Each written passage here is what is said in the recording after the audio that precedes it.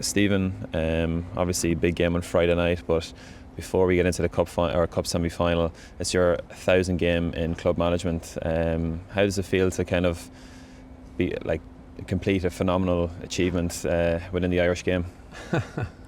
Yeah, well, it's not something that I was really aware of up to recently, and I hadn't been I hadn't been taken off Yeah. 800, 900. Like it wasn't anything I was actually aware of. So it was yeah, it's interesting to to think about it as a milestone.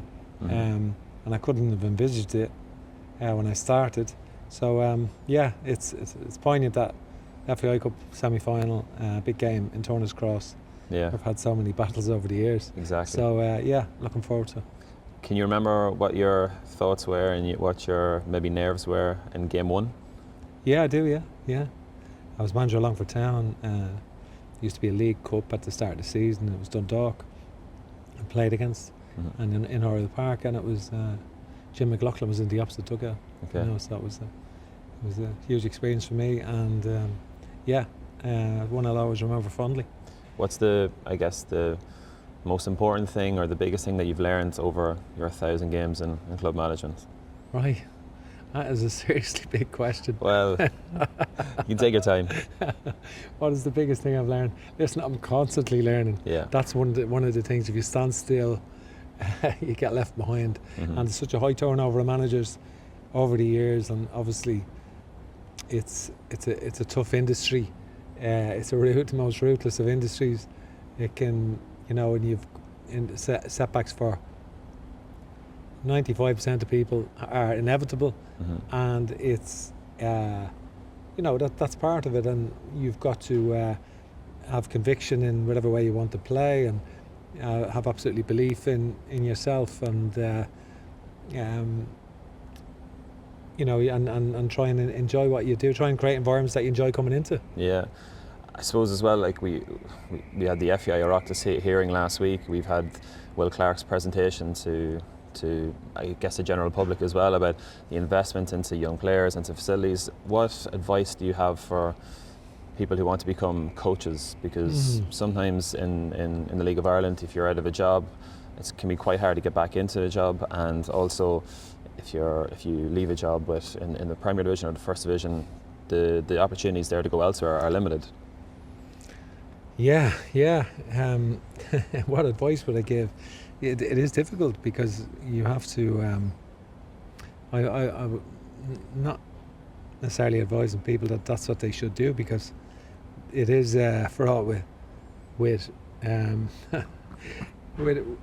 challenges, in Ireland, because it could be argued we don't have a full industry, because the advent of full-time clubs throughout the country is great, but obviously there's just 2 or 3 jobs at each club, and Yeah. 4. So and that's why we do need full-time academies, or academies that people can give more time to, for sure. And that's interesting, in the advent of Brexit and all of those players that I capped at under 21 level, that when we looked at the whole system and saying, well, what are the best players at all the age groups, and how can we get them into the international team? Like, how can we get the best players into the under 21 international team? Yeah. And we picked the best 16, 17-year-olds. They're all the international team, and we played them in the under 21s, and they got a lot of experience, and they played. But a lot of those players had been in academies in England since they were 16. The high percentage of them. Some some weren't, of course. There are always exceptions, but who've come through.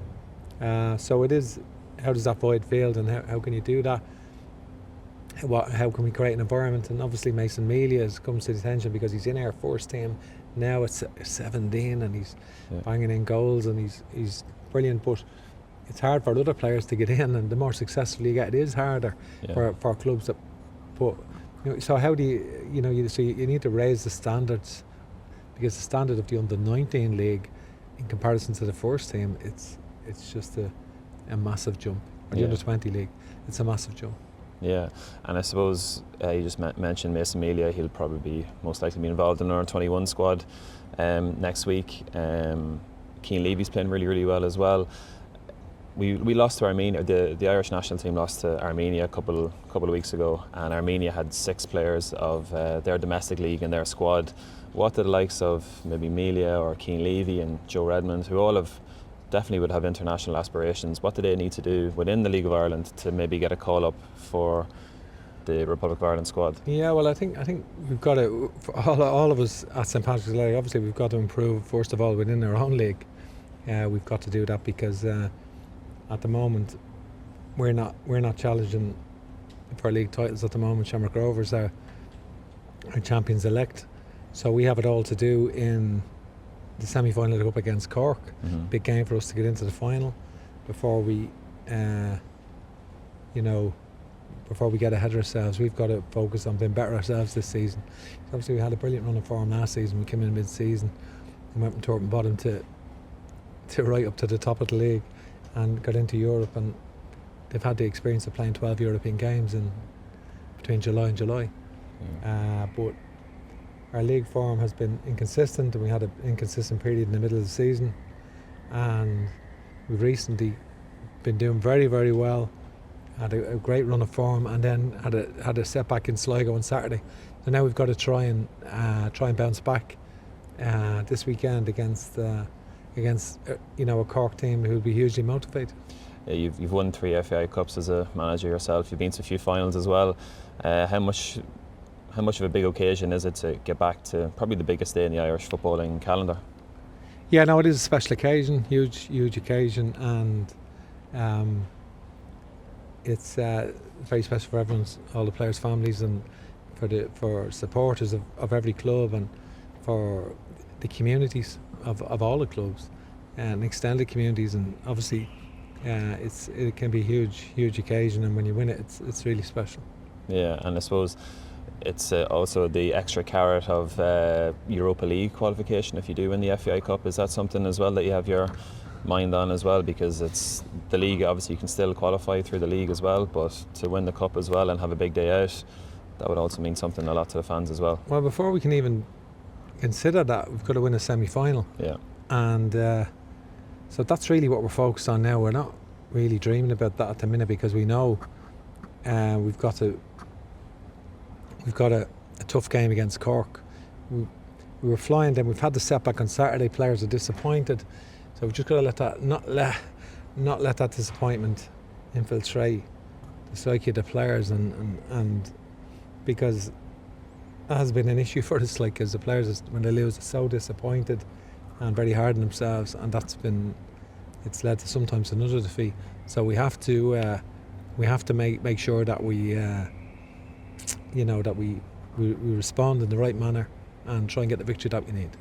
You beat them a week or two ago 4-0 at home. Is it kind of harder to plan again for a second game out, because obviously our cup semi-final is a one-off occasion? Does that previous game have any relevance to the game on Friday night? No, I don't see any relevance to it. I think it's completely separate entities. It's an away game. I think our opposition, Cork, could set up differently. So I don't see the two games the same. Okay. Thanks very much, Stephen, for your time. Best luck on Friday. Okay.